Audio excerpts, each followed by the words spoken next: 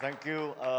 Allow me to greet some of our distinguished guests who have come, not necessarily from diplomatic corps. We have the we have the Senate President, Mig Subiri,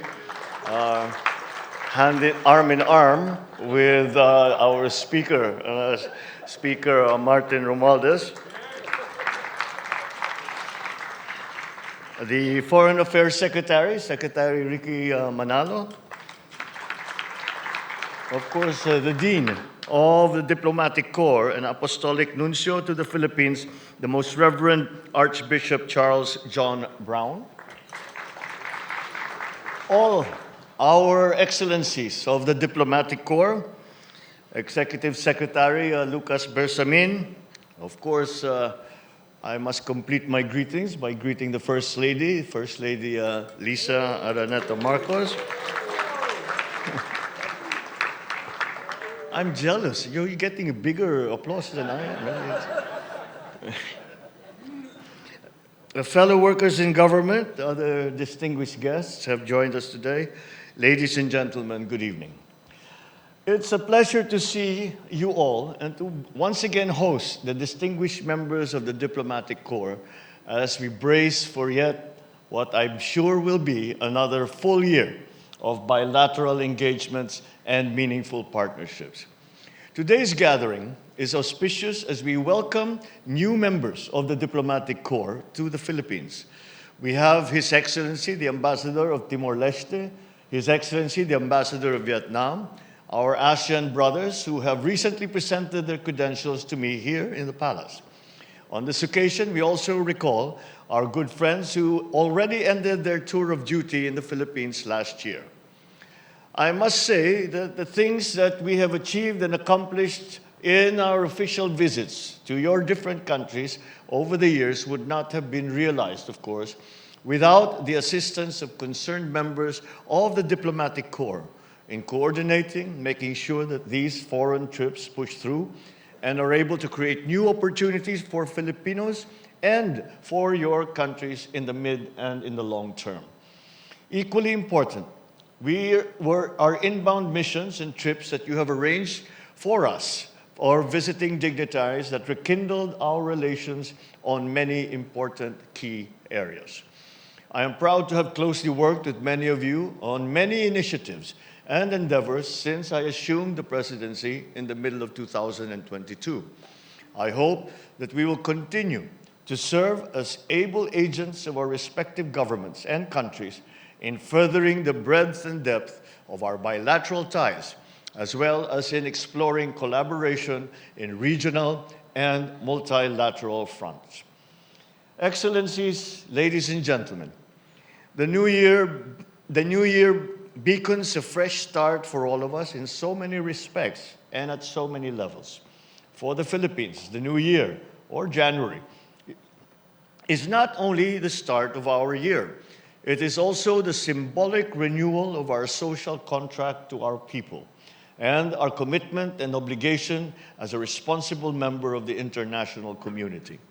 I am proud to take on the challenging task entrusted to me by our people in relation to tackling concerns of poverty, food security, peace and order, health, jobs, livelihood.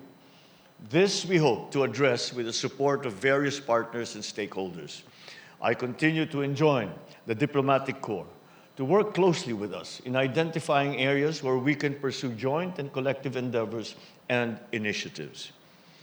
It is with confidence that I announce that the Philippines has I could say, gotten back on its feet from the reeling effect of the pandemic and the subsequent shocks that we suffered from the Ukraine war and now from the conflict in the Middle East. We have since turned the corner and are now back in business, eager to do more with your respective governments and business sectors.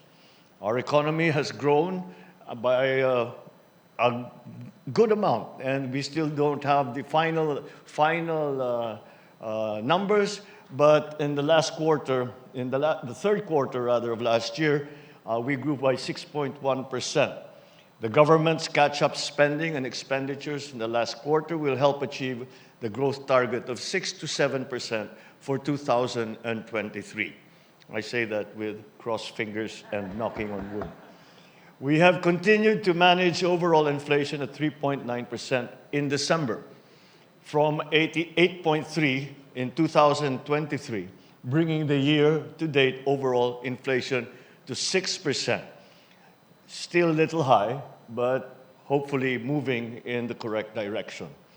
Our labor force survey reveals that the unemployment rate in November of last year declined to 3.6%, lower than the unemployment rate of 4.2% in October of 2023 and November of 2022. Other underemployment likewise dropped from 11.7% in November to 11.7% in November from 14.4% in the same period last year. The year before, rather. The Philippines is touted to become one of the fastest growing economies among major Asian countries in 2023, as forecasted by multilateral organizations such as the ADB, the ASEAN Plus 3 Economic Research Office, the World Bank, and the IMF. Cognizant that this journey ahead is without impediment, our plans for the future are based on sound economic policies that take into account realistic assumptions in anticipation of continuing global shocks arising from geopolitical tensions and climate change, amongst other risk factors. While we continue to strive in promoting our bilateral ties, we cannot simply brush aside important global developments that affect all of us. After all, we belong to one single community of nations. Amidst geopolitical difficulties, it is our earnest hope that countries will find sincere motivation to work together and tap the power of the collective in finding ways to solve political conflict to achieve peace and prosperity for all. It goes without saying that our bilateral relations are not a one-way street. You may always count on the Philippines, whenever the situations call for it, to work with your countries on consequential global issues of mutual interest and mutual concern. The Philippines' independent foreign policy has allowed us flexibility to do that. As a constitutional mandate, it is incumbent upon us to keep the independence of our foreign policy as we shape it to be more responsive to existing and evolving geopolitical realities. Philippine foreign policy is not riveted to the strategic competition of powers in the geopolitical sphere, but we rather operate and thrive in a complex web of interactions with various international actors, your countries you represent here today included. Our foreign policy has always been to encourage peace and to foster cooperation. Our national interest can only be achieved by establishing partnerships with countries based on common understanding, cooperation, and mutual benefit. With much enthusiasm for the future, may I invite everyone to join me in a toast.